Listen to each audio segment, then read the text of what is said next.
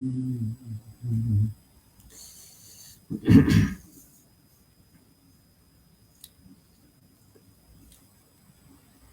Doctor राजकुमार सभी को नमस्कार करते हैं। कार्यक्रम को प्रारंभ करते हैं। सौराष्ट्र देशे विशदेतिरम्ये ज्योतिर्मयं चन्द्रकलावतंसं भक्तिप्रदानाय कृपावतीर्णं तं सोमनाथं शरणं प्रपद्ये। तं सोमनाथं शरणं प्रपद्ये। आज हम लोग ई कॉन्फ्रेंस, स्टेट ई कॉन्फ्रेंस का ये दूसरा व्याख्यान है। झारोटेप के तत्वाधान में ये कॉन्फ्रेंस किया जा रहा है। जो झारोटेप अनवरत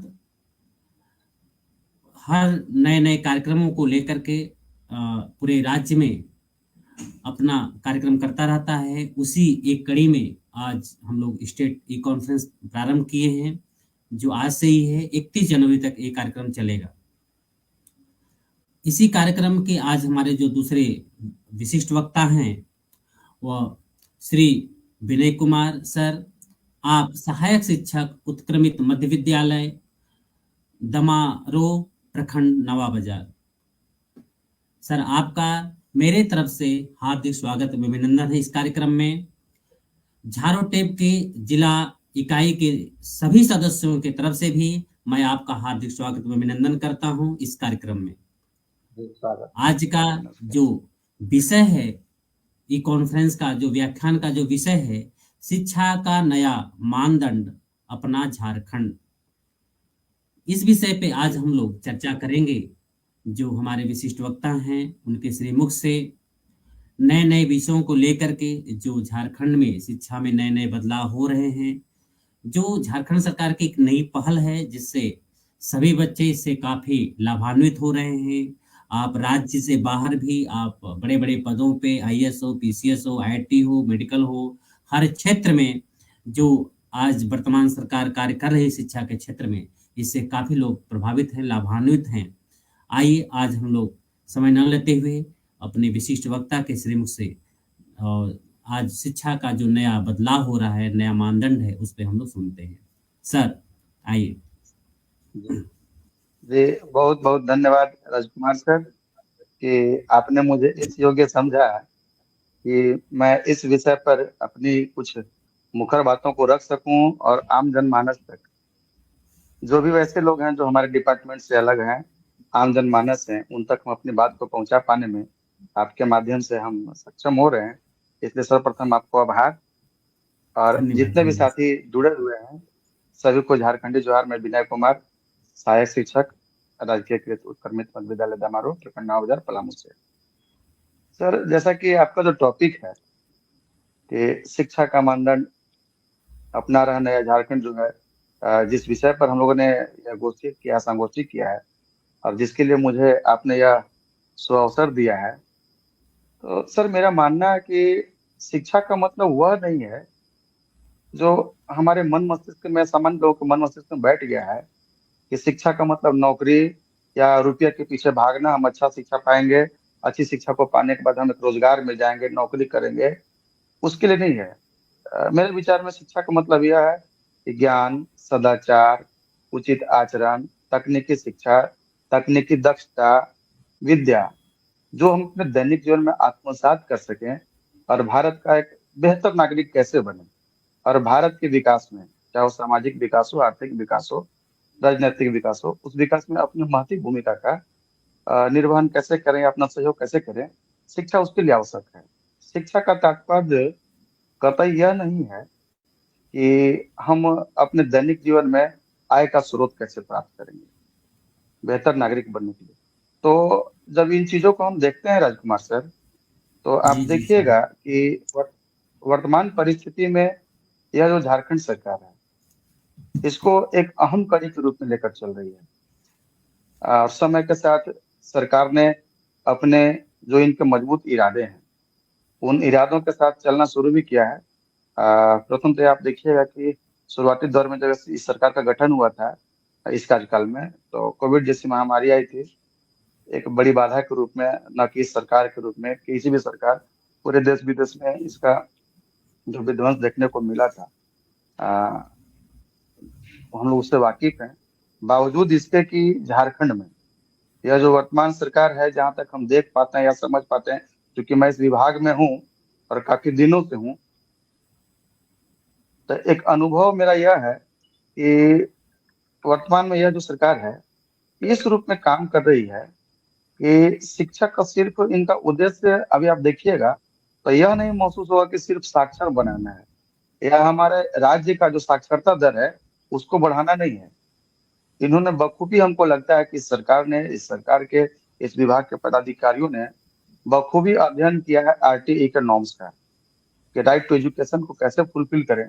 और उसके आधार पर हम देखेंगे सबसे बड़ा उदाहरण, जैसे कि चूंकि झारखंड ऐसा क्षेत्र है भौगोलिक दृष्टिकोण से, उबड़ खाबड़ जंगल झाड़, जगह जगह पठारी क्षेत्र, पहाड़ी क्षेत्र, बहुत दुर्गम जगह है। आप कभी जाइएगा एकदम सुदूरवर्ती क्षेत्रों में, तो आज भी वहाँ नेटवर्क नहीं है, बिजलियां उस तरह से जितनी सुदृढ़ व्यवस्था में होनी चाहिए थी, नहीं है।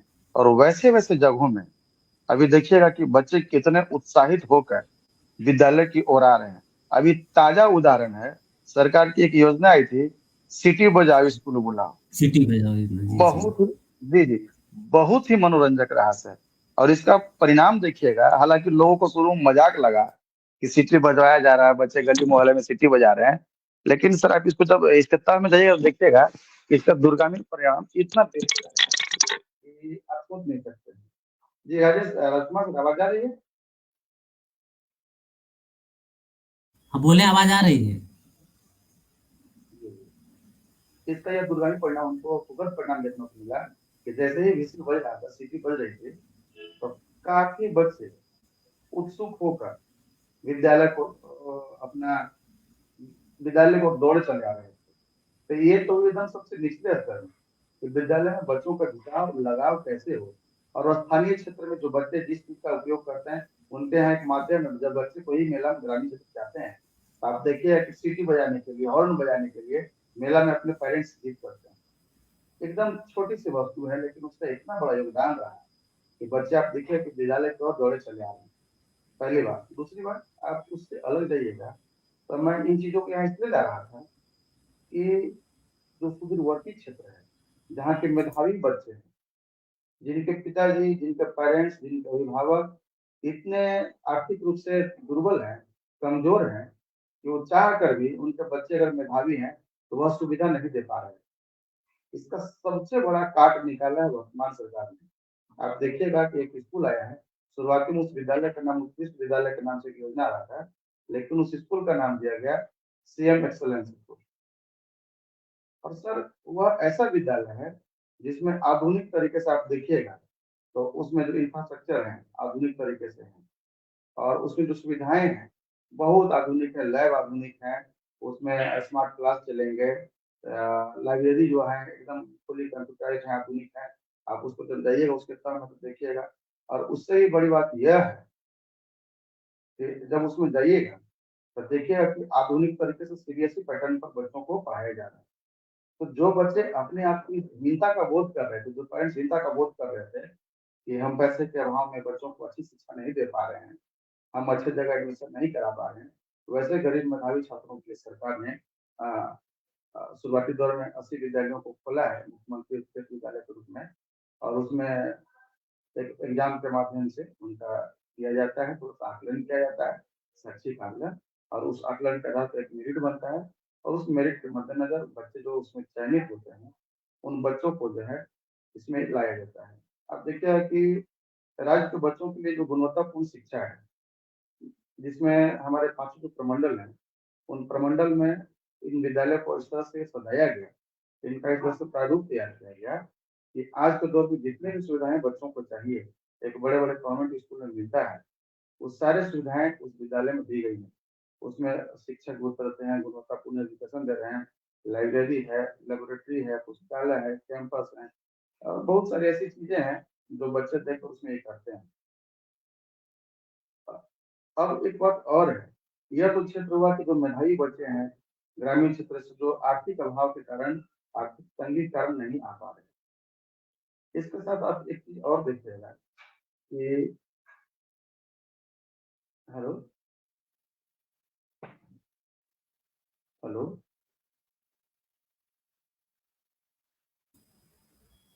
जी, आवाज जा रही है? आपकी आवाज नहीं आ पा हाँ, रही, आवाज बोल सर रहे हैं। थोड़ा तेज बोले सर, आवाज आ रही, थोड़ा तेज बोले। अच्छा, आवाज दीजिए, एक मिनट, हम माइक्रोफोन ठीक कर ले एक बार ना, एक सेकंड हम क्षमा चाहेंगे।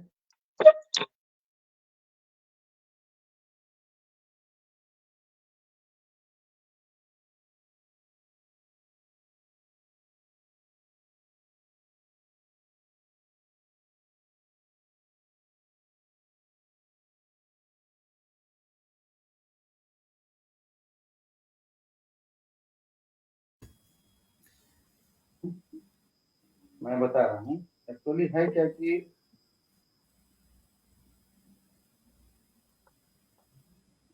हाँ बोले सर। एक सेकंड, कॉल आ जा रहा है बीच में सर।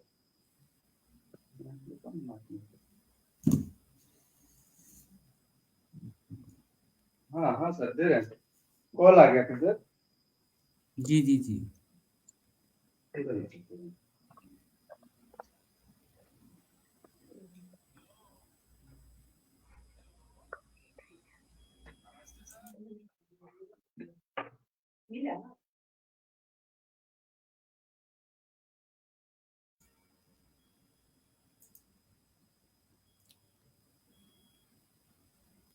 प्रारंभ करें सर, विनय सर।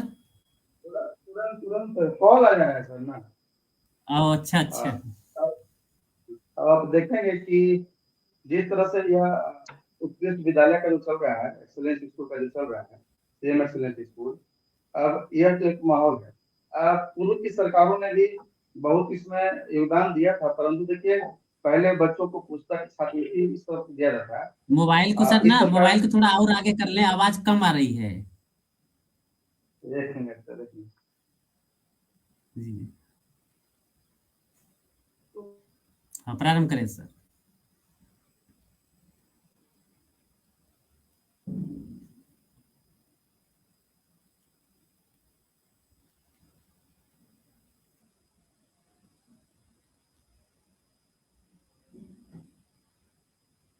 और शिक्षा के क्षेत्र में जो वर्तमान योगदान या जो रूपरेखा है, इस सरकार ने बहुत सारे माध्यमिक शिक्षकों की नियुक्ति भी की, जिसके कारण बच्चों का जुड़ा हुआ है। पहले क्या था कि माध्यमिक शिक्षक कम मात्रा में थे, उनकी संख्या कम थी, तो बच्चे ये सोचते थे कि शिक्षक नहीं है, शिक्षक विहीन विद्यालय है, तो वह विद्यालय से दूर उनका होना लाजमी था। तो क्या सोचते थे कि कैसे ये हो पाएगा, लेकिन वर्तमान सरकार ने काफी हद तक इसमें सुधार किया और माध्यमिक शिक्षकों की नियुक्ति भी की। आज देखिएगा कि एक व्यवस्था है कि यह जो वर्तमान सरकार है, शिक्षा के क्षेत्र में कई बड़े बदलाव लाए। जैसे साल 2022 में शिक्षा विभाग के लिए 12 जो टीचर हैं उनका स्थायीकरण के लिए 50,000 पद का सृजन किया गया, जिनको सहायक आचार्य के रूप में हम जानेंगे आने वाले समय में। तो यह शिक्षा के क्षेत्र में बहुत बड़ा इनका कदम है। अब इसके बाद देखिएगा कि और जो भी विभाग है उसके और नहीं, और जो भी अंग है शिक्षा के, देखिएगा प्राथमिक स्तर से बेसिक बाजार, सिटी बाजार, ये जो संचालित हो रही है, कुछ विद्यालय में जो छात्र हैं, माध्यमिक स्तर के छात्र हैं, उनके लिए उत्कृष्ट विद्यालय जैसा विद्यालय का संचालन। और उसके बाद सबसे बड़ी बात है अभी इस सरकार में कि वैसे छात्र जो उच्चतर शिक्षा, उच्च नहीं उच्चतर शिक्षा के लिए आ, अपना पढ़ाई को छोड़ दे रहे थे किसी कारणवश, उनकी मजबूरियां थी, जो आर्थिक रूप से एकदम टूट जा रहे थे, वैसे छात्रों की देखा है कि राज्य के जो निजी विश्वविद्यालय हैं उनमें गुणवत्तापूर्ण शिक्षण को सुनिश्चित करने और मॉनिटरिंग करने के लिए यूनिवर्सिटी एक्ट का इस सरकार ने गठन किया, प्रारूप तैयार किया। इसमें क्या है कि विश्वविद्यालयों में जो घंटेदारी शिक्षक हैं उनके लिए तो मानदेय बढ़ा है, क्योंकि उनको भी लगे हमको इस विद्यालय में बने रहना है, और जब क्या सम्मानित तरीके से उनको मानदेय का जब दिया जाएगा तो बहुत अच्छे से बच्चों के बीच में अपना अध्यापन कार्य करेंगे। और उसके साथ साथ और उसमें क्या किया गया उस इसके लिए कि योग्यता के लिए झारखंड उच्च शिक्षा योग्यता छात्रवृत्ति योजना उनके लिए लाया गया। अब वैसे छात्रों के लिए है कि जो तकनीकी रूप से डिप्लोमा करना चाहते हैं, डिग्री करना चाहते हैं, या अन्य वैसे तरह पाठ्यक्रम को अपनाना चाहते हैं, जो बेहतर माध्यम है आने वाले समय के लिए, स्वरोजगार के लिए भी कह सकते हैं।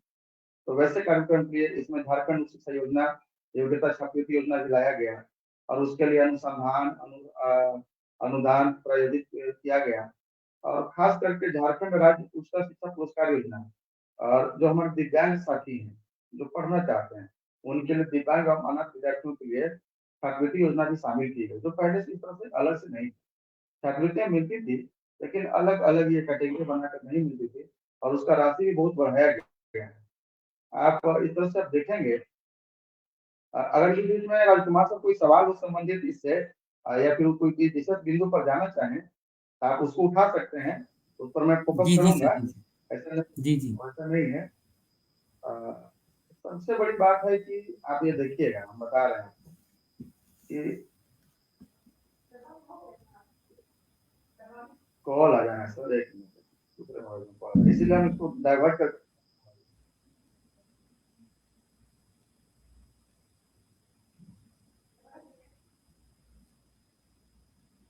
अभी हम शुरुआती प्रारंभिक दौर में बताया था कि जी। शिक्षा का जो उद्देश्य है सिर्फ साक्षर होना या रोजगार के लिए तैयार नहीं होना है।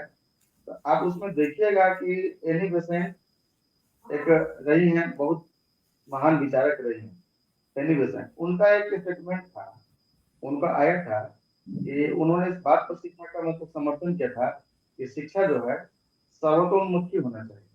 ऐसा नहीं कि सिर्फ पढ़ने के उद्देश्य से होना चाहिए। उनके अनुसार क्या था कि बालक में कर्तव्य की भावना उत्पन्न की जानी चाहिए।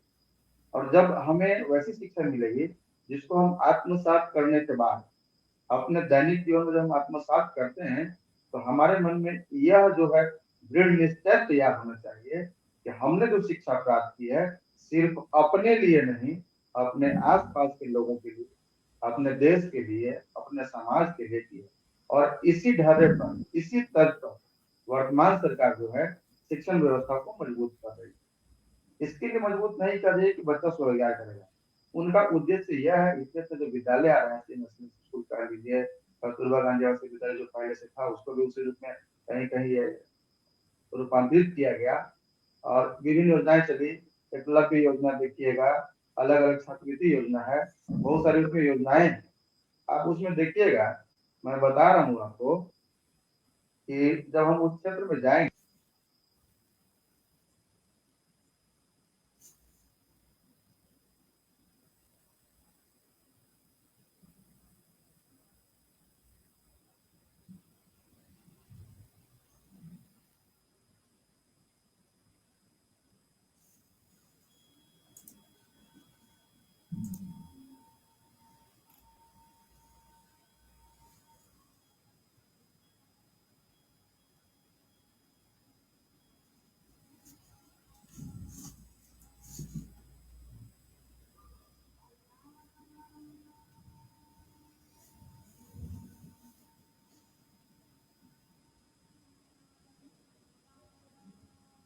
हेलो,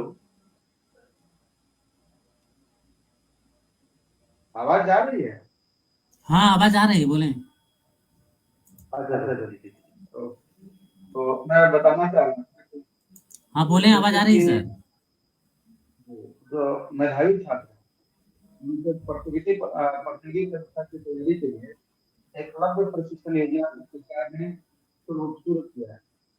इसमें यह है कि यूपीएससी एवं कोई भी अन्य जो प्रतियोगी परीक्षा है, जैसे कि सीजीएल होगा, यूपीएससी हो गई, ये जो भी रहता है उनकी तैयारी के लिए क्या है, जो प्रतिष्ठित कोचिंग संस्थान, उन कोचिंग संस्थानों में मेधावी छात्रों को सरकार अपनी तरफ से शिक्षण के लिए भेजी और उन्हें कोचिंग के साथ साथ 25 रुपए की आर्थिक सहायता भी दी।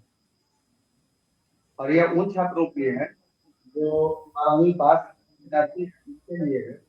और इस योजना के तहत जो सरकार है पब्लिक स्कूल संस्थानों को सूचीबद्ध किया है और इनमें आपको जानकारी कि पूरे झारखंड के 27,000 छात्रों को प्रशिक्षित किया जाएगा कोचिंग में। बहुत बड़ा प्रयास है। 27,000 एक मायने रखता है कि आने वाले दिन बेहतर होगा और उनको ये नहीं है के अभाव में अपने तैयारी उस पर आप देखिएगा कि छात्रों एक योजना लाया गया था योजना का नाम मानके मुंडा। आप इसको भी देखिएगा वो बहुत लाभप्रद है छात्राओं को। इसी प्रकार है गुरुजी स्टूडेंट क्रेडिट योजना। इसमें क्या है कि झारखंड सरकार एवं तकनीकी जो शिक्षा है उसके लिए हम अपना काफी आप इसको देखिएगा इसमें वैसे छात्रों को शामिल किया जो एकदम मेधावी है पूरी मान्यता प्राप्त कोचिंग संस्थान है कोचिंग संस्थान है वहां से अगर वो अपने शिक्षा को पूरी करना चाहते हैं तकनीकी उच्च एवं तकनीकी शिक्षा सर आवाज बहुत स्लो आ रही है, थोड़ा सर तेज बोले, आवाज बहुत स्लो आ रही है। उसको सर ईयरफोन निकाल दीजिए ना, आप ईयरफोन निकाल कर बोले, साफ आवाज आएगी। अच्छा देखते हैं वो निकाल लेते हैं। हाँ उसे निकाल दें सर। उसको हम डिस्कनेक्ट कर अब आवाज आ रही है? हाँ अब साफ आवाज आ रही है सर। चलिए ठीक है सर। तो यह जो है सो राजकुमार सर मैं बता रहा हूं कि उच्च एवं तकनीकी शिक्षा जो है उन बच्चों को जिनको चाहिए उनके लिए सरकार ने एक योजना लाया है गुरुजी स्टूडेंट क्रेडिट योजना। यह क्या है कि इससे एजुकेशन लोन मिलेगा। यह उन बच्चों के लिए है जो आर्थिक रूप से थोड़ा कमजोर है और वो चाहते हैं कि बेहतर जो कोचिंग है बेहतर जो संस्थान है तकनीकी शिक्षा के लिए वहां वो नामांकन लेना चाहते हैं। तो 4% जहां तक मुझे जानकारी है कि 4% के जो इंटरेस्ट पर है वो 15 लाख रुपए तक का लोन उनको दिया जाएगा। 15 लाख तक जी। और शिक्षण अवधि तक जो पढ़ेंगे जब तो उनको कोई EMI या कोई भी इंटरेस्ट उसमें नहीं देना है। कोर्स खत्म जब होगा जब वो प्लेसमेंट हो जाएगा संभवतः और ऐसा उम्मीद है कि जो मेधावी बच्चे जाएंगे तो उनका प्लेसमेंट हो ही जाएगा कहीं ना कहीं तो अपने आपको एंगेज कर ही लेंगे। उसके बाद उस EMI की भरपाई करनी होगी। तो इस तरह से क्या है कि बहुत सारी योजनाएं हैं। एक दो और योजनाएं मैं बता रहा हूं कि जो बच्चे डिप्लोमा पॉलिटेक्निक अभी तक जो हम लोग करते थे इंजीनियरिंग में का अभियंत्रण डिपार्टमेंट का पॉलिटेक्निक डिप्लोमा और स्नातक स्तर प्रति माह बच्चों के लिए 1500 रुपया का एक स्कॉलरशिप दिया गया है जो बच्चे उससे जुड़े रहेंगे और लाभान्वित हो पाएंगे। उसी में 2000 रुपया जो है और बच्चों के लिए 2000 रुपया का है। लेकिन आप ये देखिएगा सबसे बड़ी बात यह है कि उच्च शिक्षा में जब जाइएगा तो झारखंड पात्रता परीक्षा जो जेट था वो जो PhD में जब शोध करेंगे इसी प्रकार से हम आगे चलेंगे अगली कड़ी में चलेंगे। हाँ, जब वो शोध करेंगे जाएंगे तो उनको उन छात्रों के शोध के लिए 22,500 22,000 रुपया प्रति माह मिलेंगे। और इस योजना से हर साल लगभग 1000 जो साथी हैं हमारे उस तरह के जो हैं वो लाभान्वित होंगे। आप कुल मिलाकर आप ये देखिएगा कि यह जो फेलोशिप योजना है उसके लिए अगर कोई बच्चा उस तरह का कोई छात्र उस तरह से है जो PhD में शोध के लिए UGC या CSIR नेट उत्तीर्ण है और 4 साल तक अगर वह रिसर्च करना चाहते हैं उस क्षेत्र में जाना चाहते हैं फेलोशिप के लिए तो उनके लिए 25,000 रुपये प्रति माह।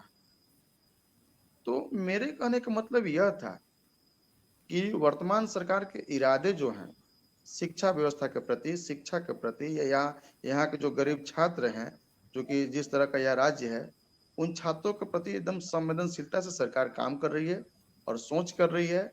और हम चाहेंगे इस मंच से आपके माध्यम से मैं आह्वान करना चाहूंगा कि कोई भी बच्चे कोई भी छात्र या कोई भी अभिभावक ये बहाना न बनाए कि हमारे पास मदद करने वाला कोई नहीं है, हम किसके भरोसे अपने बच्चों को उच्च शिक्षा दे पाएंगे या उनके मंजिल तक पहुंचाएंगे। ये बहाना नहीं करना चाहिए। अभी की जो सरकार है हमारे जो सरकार के मुखिया हैं माननीय मुख्यमंत्री श्री हेमंत सोरेन जी उन्होंने बहुत सारी योजनाओं का संचालन कराया है अपने इस कार्यकाल में। और आपको बताया, मैं मॉडल यूनिवर्सिटी एक्ट का प्रारूप भी तैयार किया है। तो उसमें जब आप देखिएगा, साथ ही साथ विज्ञान केंद्र जो हैं उनका उन्नयन भी कर रहे हैं। मतलब आप देखिए कि सिटी बजाओ यानी प्राइमरी, जिसमें आरटीई के सारे नॉर्म्स को देखते हुए, स्किल को देखते हुए, चूंकि अब जो बच्चों को शिक्षा देना है, स्किल आधारित देना है, स्किल बेस्ड शिक्षा देना है, ताकि बच्चे जैसे ही अपने जब बालिग जैसा होने का महसूस करें, या फिर उनका पढ़ाई से जब विमुख हो जाए, या फिर उनके ऊपर पारिवारिक जिम्मेवारियां ज्यादा बढ़ जाए, तो छात्र वैसा एजुकेशन ग्रहण करें स्किल बेस्ड कि कुछ भी स्वरोजगार के लिए उनको सोचना न पड़े। यह नहीं कि वो रोजगार की तलाश में भटकते रहें, उसके लिए नहीं है। तो इन सभी चीजों को देखकर सरकार ने बहुत सारी योजनाओं का संचालन किया है। आप देखिएगा, छात्राओं के लिए एक योजना आया था, जो हमारे भारत की प्रथम महिला शिक्षिका सावित्रीबाई फुले के नाम पर एक सावित्रीबाई फुले योजना भी आया था, जिसमें छात्राओं के लिए स्कॉलरशिप की सुविधा है। उसमें बहुत सारे बेनिफिट्स हैं। और हमारा यह दायित्व भी बनता है सर कि जब सरकार सजग होकर छात्रों के लिए और उनके बेहतर भविष्य के लिए और एक बेहतर राज्य और बेहतर देश के निर्माण के लिए जब इतना संवेदनशील है, सजग है, मैं उनकी जो बेहतर योजनाएं हैं उनको छात्रों तक और उनके अभिभावकों तक पहुंचाने का हमारा दायित्व बनता है, ताकि वो बच्चे और वे छात्र जो हैं उसका भरपूर लाभ लें और एक बेहतर नागरिक बने और देश को समृद्ध बनाने में अपनी महती भूमिका का मतलब योगदान दे सकें। अब रही बात की योजनाएं तो सब दिन संचालित होती है सर, क्योंकि सरकार की जो नीतियां होती है वो कल्याणकारी होती है, लोक कल्याणकारी होती है, और सरकार का गठन भी लोक कल्याण के जन कल्याण के लिए होता है। लेकिन सबसे बड़ी बात यह है कि हम जिस डिपार्टमेंट में, हम लोगों ने एक बार कोशिश किया था, किसी मांग को लेकर हम लोग जब विभागीय पदाधिकारी के माध्यम से जाते हैं, तो जो पदाधिकारी संवेदनशीलता दिखलाते हैं और जो उनके माननीय मंत्री या खुद माननीय मुख्यमंत्री के पास हम लोग को एक दो बार मिलने का सौभाग्य प्राप्त हुआ है, तो उन्होंने जो शिक्षा के बारे में एक दो लाइन बताया, वो दिल को छू जाता है सर। वो बताए, जब हम लोग कुछ मांग को लेकर गए थे तो माननीय मुख्यमंत्री ने कहा था कि शिक्षा क्या है, मैं इसको भली भांति समझता हूँ। वो कह रहे थे कि हम वैसे परिवार से हैं कि जो दर दर की ठोकरें खाया करते थे अलग झारखंड आंदोलन में, जब उनकी लड़ाई चलती थी, तो उस समय ये खुद अपने आप में ये लोग पूरा परिवार तितर बितर होता था और वो महसूस करते थे कि शिक्षा क्या है। और आज वह राज्य के मुखिया बने हैं, तो उनको पता है कि उस शिक्षा के बदौलत ही इतना बेहतर अपने राज्य का संचालन कर पा रहे हैं, और उस चीज को, उनकी जो गरिमामयी, जो उनको जिस पद पर बैठाया गया, जो आसीन है, उसका बेहतर रूप से संचालन कर पा रहे हैं। और सर मैं खुद ही, सर मैं एक मजदूर का बेटा हूँ और मैं गर्व महसूस करता हूँ। मैं आपको बता रहा हूँ राजकुमार सर, इसमें बेझिझक मैं ये कह सकता हूँ, ये हमारे लिए सौभाग्य की बात है, अभी तो मेरे पिताजी यहाँ पर नहीं है सामने में, कि हम दो भाई होते हैं और दोनों भाई शिक्षक हैं। और हमारे पिताजी को आप जानिएगा कि शिक्षा से उतना लगाव नहीं था, लेकिन आसपास के लोगों को देखते थे, अरे इतना एजुकेटेड है, इतना विकसित है, इतना डेवलपमेंट है, इनका रहन सहन का तरीका इतना बेहतर है, तो प्रेरित करते थे। हम लोग को बोलते थे कि बेटा मजदूरी कर लेंगे, हम काम कर लेंगे, लेकिन आपको ये करने की जरूरत नहीं है। और उनका उस समय का जोश और जुनून जब हम लोग को याद आता है कि हमारे मजदूर पिता जब उतने शिक्षा के महत्व को समझ रहे थे, और यहाँ तक हम लोग दो भाई, दोनों भाई को शिक्षक बना दिए, और वो बताते हैं कि बाबू जाना तो अपने कर्तव्यों का निर्वहन करना, और सरकार की जो भी योजना है, चाहे कोई भी योजना हो, और मन से, तन मन से बच्चों को पढ़ाना है, और जितनी भी योजनाएं हैं आप उनके बारे में बच्चों को उसका लाभ दिलवाने में अपना योगदान भी देना है। तो अंत में मैं यह कहना चाहूंगा कि हम सब जो हैं, इस जो वर्तमान सरकार की जो योजनाएं, जितनी भी योजनाएं शिक्षा के क्षेत्र में चल रही हैं, उन सबको धरातल पर लाने में हम एक सामूहिक रूप से प्रयास करें, ताकि ज्यादा से ज्यादा लोग उसमें लाभ ले सकें। और हम जब अपने विद्यालयों में जाएं, अपने क्षेत्रों में जाएं, तो किसी भी तरह का हमें इस दिल में टीस महसूस ना हो कि समाज का वह अंतिम बच्चा अर्थव्यवस्था कमजोर होने के कारण, उनके घर का, या आर्थिक रूप से, सामाजिक रूप से कमजोर होने के कारण वह शिक्षा से वंचित नहीं होना चाहिए। क्योंकि जब सरकार इतना प्रयास कर रही है, तो हमारा दायित्व बन जाता है कि हम ये बच्चों तक जाए और जो शिक्षा का जो अंतिम प्रकाश पुंज है मैं उस बच्चे के अंदर पहुंचाने की कोशिश करूं और उस बच्चे को मैं यह बता सकूं कि आपके जिस तरह से हम लोग पढ़ते थे कि विद्या ददाति विनयम विज्ञान ददाति पात्रतम पात्रत्वम धनम आपनोति धनात् धर्म तथा सुखम। बहुत सारी इस बातें हैं, इस ऐसी बातें हैं। और एक चीज मैं बताना चाहूंगा कि प्रत्येक बच्चा जिस तरह से कार्यक्रम चल रहा है, एक श्लोक है, शायद आप संस्कृत में प्रकांड विद्वान है, जहां तक मुझे याद है, अगर कुछ त्रुटि होगी तो आप उसको क्षमा मैं चाहूंगा इस मंच से सभी लोगों से, कि एक श्लोक मुझे याद है कि येषाम न विद्या न तपो न दानम ज्ञानम न शीलम न गुणो न धर्म ते मर्त्यलोके भुवि भार भूता मनुष्य रूपेण मृगाः चरन्ति। जहां तक मुझे जानकारी है यह बहुत बड़ा उदाहरण है। अगर बच्चों को इस चीज को मैं महसूस करा दूं, उनको बता दूं कि मैं एक सिर्फ माध्यम हूं, सब कुछ आपके अंदर है। आप अपनी प्रतिभा को पहचाने, अपनी ओज को पहचाने, और मैं जो माध्यम बना हूं सरकार और आपके बीच का, और उस माध्यम को मैं जब सकारात्मक रूप से संवेदन तरीके से मैं उस बच्चों तक पहुंचा सकूं, तो उस दिन हमारा जो शिक्षा का या सरकार का जो ध्येय है हम उसकी पूर्ति कर पाएंगे। क्योंकि उस श्लोक का सार तत्व यही है कि जिस प्रकार उस मृग के नाभि में कस्तूरी होता है और उसकी सुगंध में नहीं पहचान पाता है, भटकते हुए वह अपना देता है कि उसके अंदर ही वह जो गंध है, वह जो कस्तूरी उसके शरीर के अंदर है। उसी प्रकार जितने भी बच्चे हैं, और आप गौर करेंगे कि हमारे ग्रामीण क्षेत्र में जितने भी बच्चे हैं, इसलिए सरकार की नीति उन बच्चों के लिए बनती है जो एकदम सबसे सुदूरवर्ती क्षेत्र में होते हैं, न कि शहरी क्षेत्र के बच्चों को देखकर होती है। इसी पैटर्न पर सीएम स्कूल ऑफ एक्सलेंस का यह शुरुआत किया गया है। और आप ये महसूस करेंगे, गर्व करेंगे कि ग्रामीण क्षेत्रों के बच्चे जितने ज्यादा किसी बच्चे को किसी को अपने आप में जब उनको आप कराएंगे, उनके साथ करते हैं, ग्रहण करते हैं, उतने शहरी क्षेत्र के बच्चे नहीं कर पाते हैं। यहाँ रटंत विद्या चलता है, लेकिन हमारे पास जो सरकार का जो नियम है, सरकार का जो कानून है और सरकार की जो व्यवस्था है, उसमें रटने की बात नहीं होती है, उसमें करने की बात होती है। हम वहां करके सीखते हैं। और खुशी की बात है कि इस सरकार ने इतने शिक्षकों का नियुक्ति किया, माध्यमिक का किया, टीजीटी किया, पीजीटी किया, पीआरटी किया, अब देखिए यूनिवर्सिटी के लिए चल रहा है, एक से एक प्रारूप तैयार हुआ उच्च शिक्षा के लिए। इससे बड़ी बात क्या हो सकती है कि हमारे राज्य के मुखिया ऐसे हैं जो इतने मुखर रूप से हमारी बातों को सुनते हैं और रखते हैं और अनेक योजनाओं का संचालन करते हैं, जिससे एक वैसा समूह का निर्माण होता है जो भारत को, जो हम पहले कहते थे कि भारत सोने की चिड़िया थी नहीं, अगर ऐसे ऐसे विधि विधाता नीति निर्माता मिल जाए तो वास्तव में एक समय ऐसा आएगा कि भारत सोने की चिड़िया बनेगी और नालंदा और तक्षशिला जैसे फिर से विश्वविद्यालय स्थापित होंगे। और आज जो भारत के जो मेधावी छात्र विदेशों की ओर रुख कर रहे हैं, पूरे विदेशी ग्रुपों का एक ऐसा समूह तैयार होगा कि जो भारत की ओर रुख करेंगे और अपने आप को पाएंगे कि हम इस होड़ में कहां पर हैं।